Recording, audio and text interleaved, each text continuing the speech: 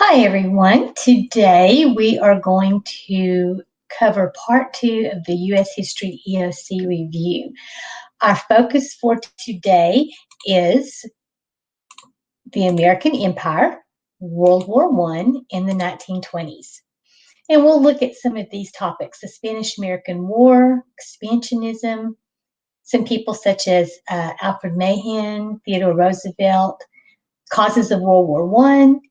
We'll talk about isolationism and neutrality, Wilson's 14 points in the Treaty of Versailles, the economic impact of World War I on the United States, government policy during the war. We'll look at some issues in the 1920s, immigration and migration patterns, talk a little bit about the Harlem Renaissance, and look at some improvements in production and manufacturing. First of all, remember that in 1898, we were involved in the Spanish-American War. We intervened in Spain's occupation of Cuba, Puerto Rico, and the Philippines. This was triggered by the sinking of the USS Maine. Remember, the Maine was the buzzword. Spain was defeated in 4 months, and as a result, the U.S. became a world naval power. This led to what's known as U.S. imperialism. Following the Spanish-American War, as we got control of Cuba, the Philippines, Guam, and Puerto Rico, it became an opportunity to expand American influence around the world. Admiral Alfred Mahan was a supporter of creating a large, powerful navy using these colonies as naval bases. Hawaii became a strategic naval station, and President Sanford Dole worked out plans for Hawaii to be annexed to the United States in 1898. So the U.S. was expanding its influence around the globe. U.S. imperialism is the term for that. The Panama Canal was built during this time.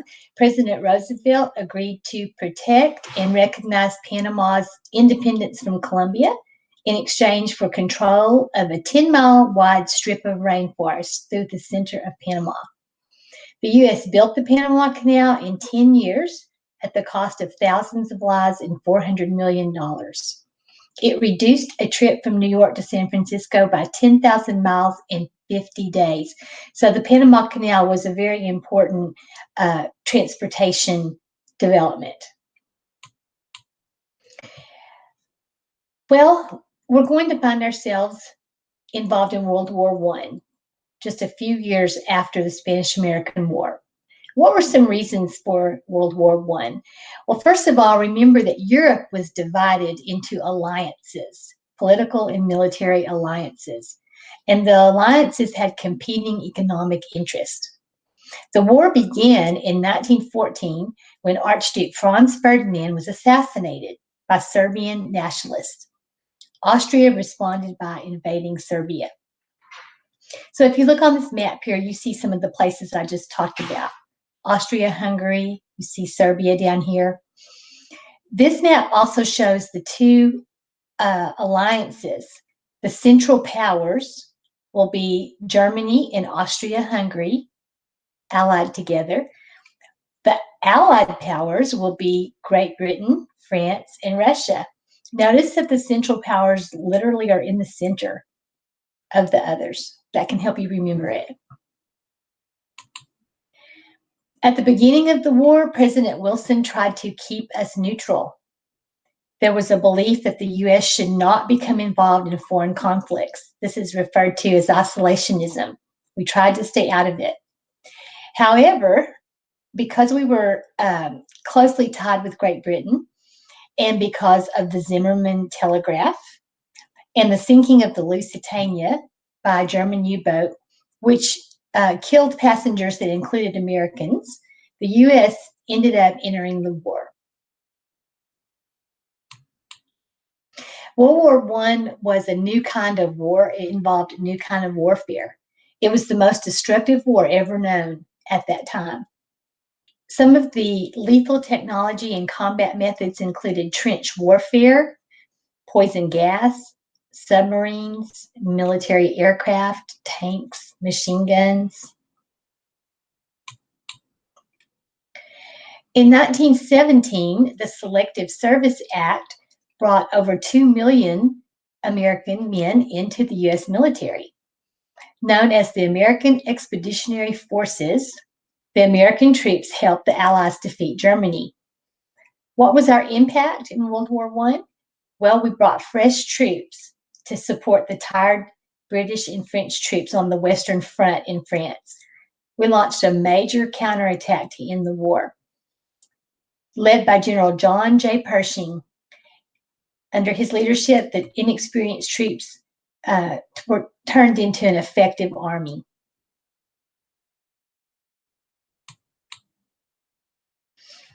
What was the impact of World War I on the home front in the United States? Wartime production spurred industries, U.S. industries, and led our economy into the Roaring '20s. The Espionage Act curtailed civil liberties. Millions of American men were required to register for the draft under the Selective Service Act in 1917. And American war heroes were created, such as Alvin York and General John Pershing of the American Expeditionary Force. Congress awarded more than 3,400 medals of honor.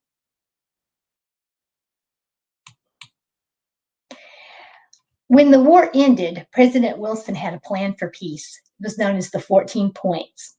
As our troops helped break the deadlock in Europe and the Allied forces prevailed, President Wilson proposed the 14 Points as a basis for a peace treaty.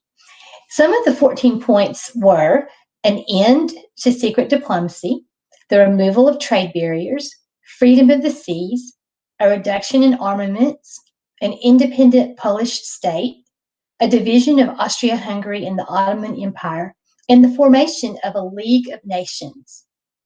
But opposition to the U.S. joining this League of Nations was led by a man named Henry Cabot Lodge. And as a result of his opposition and others' opposition, the U.S. never joined this organization. They never joined the League of Nations. The treaty that ended World War I was known as the Treaty of Versailles, and it was signed in 1919. It officially ended World War I. The terms of this treaty created harsh sanctions on Germany. The League of Nations was created, but we did not join. The United States did not join, and that's going to weaken the effectiveness of the League. Austria-Hungary and the Ottoman Empire were divided into smaller new nation states. Well, what was the post-world like in America after World War I? Well, we retreated back into isolationism. We experienced a time of cultural fear. It included racism with a renewed Ku Klux Klan, nativism, which included a distrust of foreigners, and a fear of communism known as the Red Scare.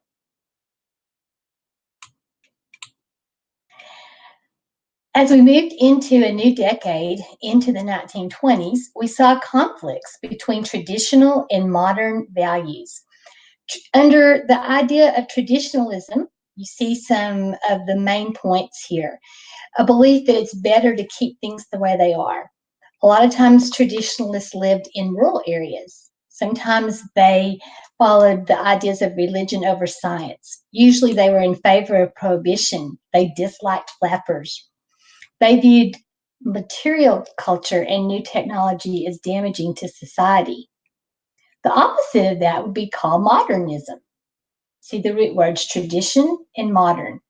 Modernism believed that it was better to try new ways of doing things. Often modernism was found in urban areas.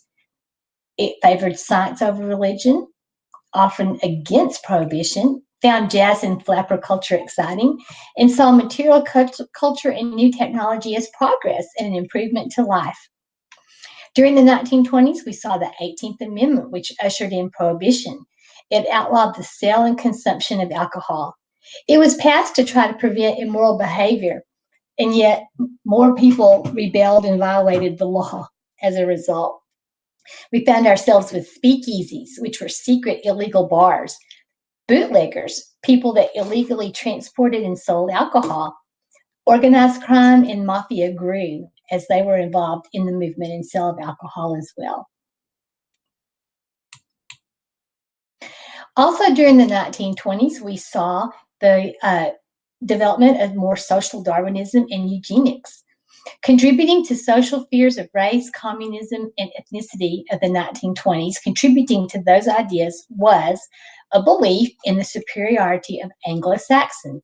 Eugenics was a pseudoscience based on the idea that a super race of humans could be created by breeding superior parents of desired qualities. Social Darwinism was related to eugenics. It was a belief that the most superior race of humans would survive. As this became popular in Germany, can you see how that would later give in to Hitler and the rise of Nazism? Do you see how that fits together? What was happening with women in the 1920s? Well, they were experiencing greater freedoms, such as getting the right to vote, often wearing expressive clothing, working outside the home, maybe going to college. Some women supported prohibition or temperance, which was outlawing alcohol, as a way to keep their husbands sober and committed to their families. Also during the 1920s, we saw a movement that was known as the Great Migration. This involved African Americans moving out of the South in the 1920s to escape racism, sharecropping, tenant farming, and low wages. By moving to the North, the Midwest, and the West Coast, they hoped to find higher paying industrial jobs and social acceptance.